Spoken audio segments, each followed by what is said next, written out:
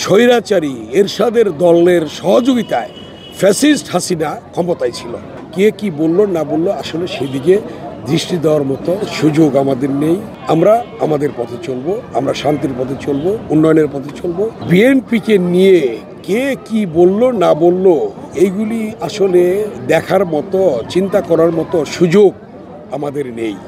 আমাদের চিন্তা একটাই, জনগণকে নিয়ে আমরা এদেশের শান্তি শৃঙ্খলা বজায় রাখার জন্যে, দেশের স্বাধীনতা সার্বভৌমত্ব রক্ষার জন্যে আমরা কাজ করে যাচ্ছি, আমরা কাজ করে যাব।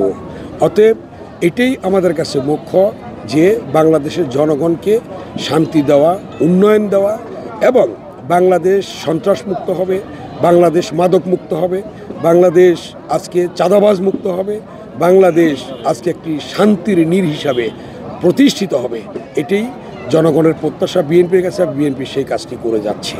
অতএব কে কি বলল না বলল আসলে সেদিকে দৃষ্টি দেওয়ার মতো সুযোগ আমাদের নেই, এবং সেই ব্যাপারে আমরা কেউ আমাদের বিরুদ্ধে বলতে পারে, কিন্তু আমরা কারো বিরুদ্ধে বলবো না। আমরা আমাদের পথে চলবো, আমরা শান্তির পথে চলবো, উন্নয়নের পথে চলবো, জনগণকে নিয়ে একত্রিত করে সেদিকেই আমরা এগিয়ে যাব। 1982 সালের 24শে মার্চ যখন স্বৈরশাসক হুসাইন মোহাম্মদ এরশাদ ক্ষমতা দখল করে, তখন ওই দলটির সাথে আজকের যে ফ্যাসিস্ট বিতাড়িত হয়েছে, পলায়ন করেছে, তারা সহযোগিতা করে সে এরশাদকে ক্ষমতায় রেখেছিল। ওয়াদা ছিল, প্রতিশ্রুতি ছিল, 3 জোটের চুক্তি ছিল, সেখানে যে স্বৈরাচারের সাথে কেউ নির্বাচনে যাবে না। 86 সালে তারা নির্বাচনে গিয়ে তাদেরকে সহযোগিতা করে ক্ষমতায় রেখেছিল।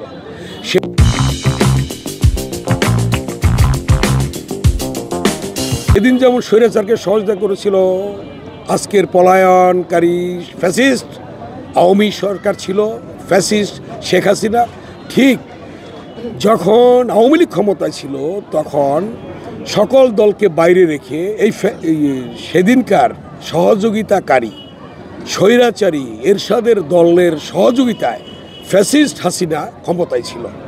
ওই সময় করেছিল আওয়ামী লীগ সহযোগিতা করেছিল আপনার ফ্যাসিস্টকে, স্বৈরাচারকে, আওয়ামী লীগ সহযোগিতা করেছিল স্বৈরাচারকে। আর আজকে আপনারা দেখেছেন বিগত দিনে এই 16 বছরে আপনার স্বৈরাচার সহযোগিতা করেছে ফ্যাসিস্টকে।